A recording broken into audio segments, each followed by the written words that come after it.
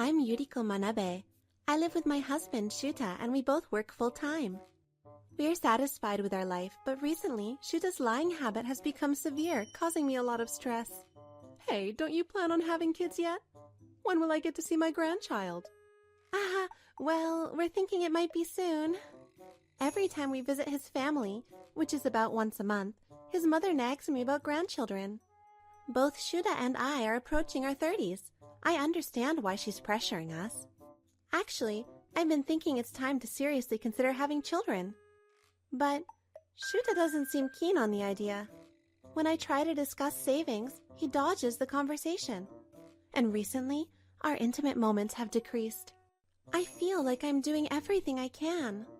But I don't want to create a bad atmosphere by being honest. So I tried to keep the conversation light, but then Shuta suddenly said something shocking. I've always wanted kids, but Yuriko keeps refusing. What? Really, Yuriko? No, She always says she's tired at night, and she spends money like crazy. Even though she's a housewife, we've talked about saving for kids. That's all lies.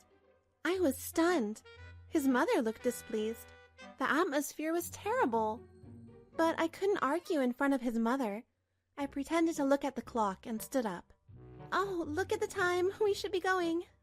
Thank you for the tea. Holding back my anger, I hurried to get into our car. Once Shuta got into the passenger seat, I glared at him. What was that about? Why did you lie like that? Lie? What lie? You said I'm a housewife who spends recklessly. Why would you lie to your mother about me? Don't make it sound so bad. I wasn't bad-mouthing you. I'm my mom's pride and joy. I just wanted her to think I've got everything under control. I didn't understand him at all. Deciding it was pointless to argue, I sighed and drove us home, battling the dizziness from stress. The next day at work, I couldn't stop sighing. Feeling gloomy from the morning, my boss called my name. Yuriko, can we talk? You look pale. Oh, I'm sorry. I'm fine. What is it? Actually, I'm home. Welcome back. I have something that I need to talk about. What? I promoted to department manager. The boss had called me to a meeting room to inform me that he would be transferring to another department soon. He wanted to recommend me, currently a section manager, as his successor. As I summarized the story for Shuta, his face quickly turned from surprise to anger. What the hell? What do you mean? I explained it to you. Why are you angry? Why? You should know without me saying. Instead of being happy, Shuta was furious, confusing me. How much will your salary be? Well, it's not finalized, but it should be over 400,000 yen. What? How can you make that much? I've worked for 6 years and don't even make 300,000. It shouldn't be happening. I won't allow you to be promoted. Calm down. It's good that our income increases. We need savings to have children. You said you wanted to show your mother a grandchild.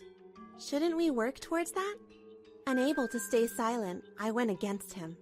Shuta groaned, then his face turned even redder with anger. Then you pay all the living expenses. If you make 400,000, I don't need to pay anything. What? Are you serious?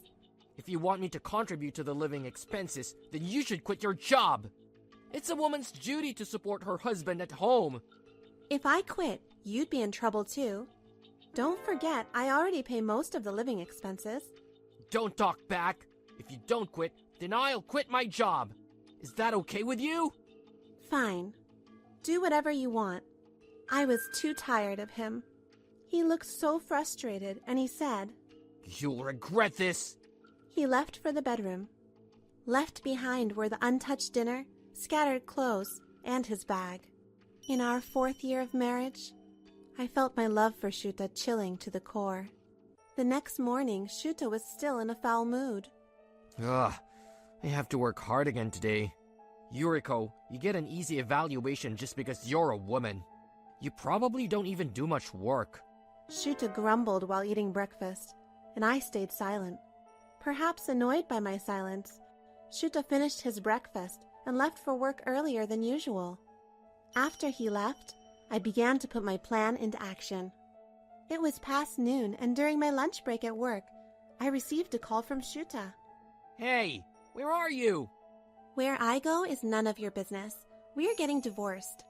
Shuta was panicking because he saw the completed divorce papers I left on the desk at home. Divorce? Are you serious? Wait! I told my boss I was quitting, and he made me write a resignation letter. I didn't really mean to quit. Shuta started rambling about what happened that day, despite not being asked. He had yelled at me last night and complained all morning. His irritation hadn't subsided at work. Yuriko's getting cocky because her salary is going up.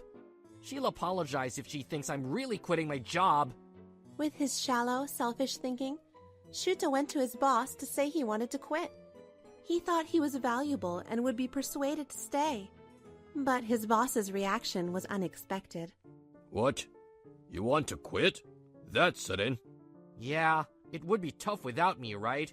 Maybe they'll even talk about a promotion to keep me. Finally, I'll be manager. Actually, that would be great. Huh? Oh, I mean, if there's a reason, we have to respect that. But why do you want to quit?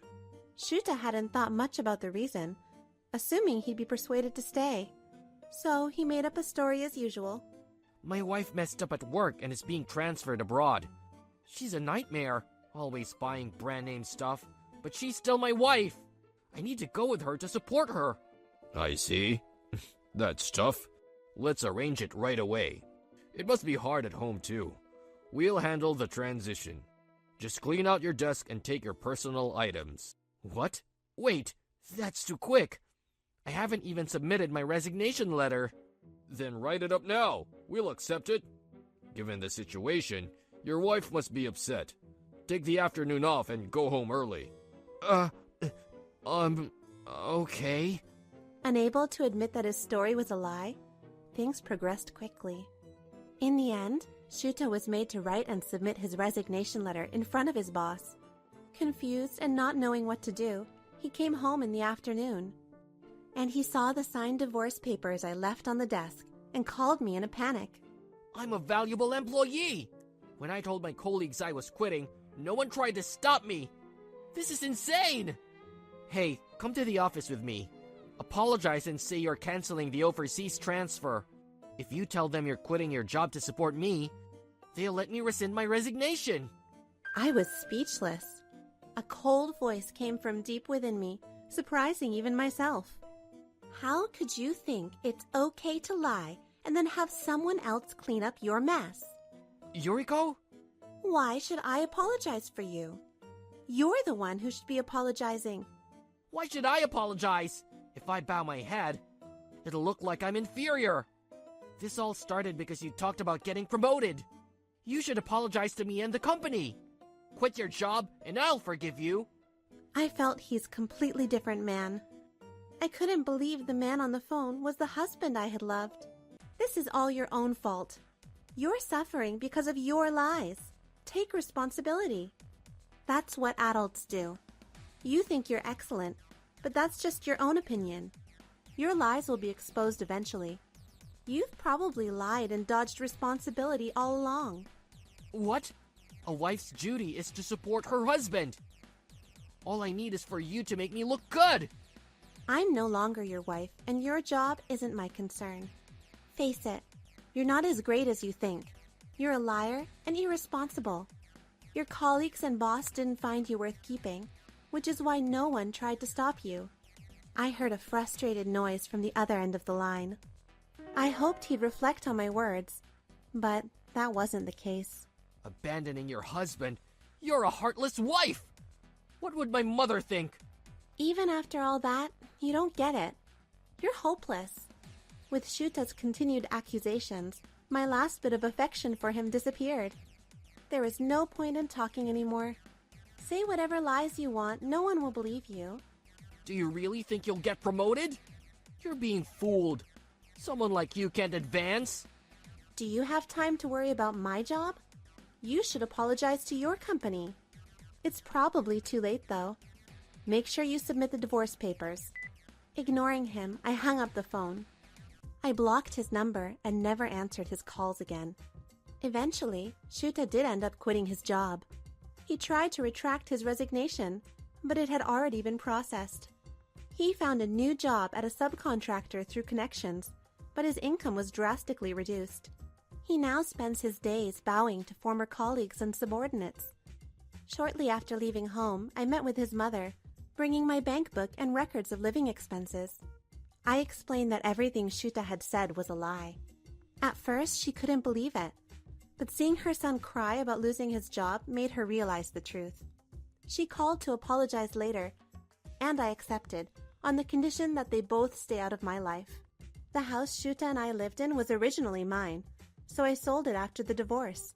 Shuta now lives with his mother, facing her daily complaints and tears. As for me, I was promoted to department manager and my income increased. I now live alone in a rental, enjoying a stress-free, independent life. I still want children, but that's a future concern, or perhaps it may never happen. Even so, this life is far better than suffering next to a liar.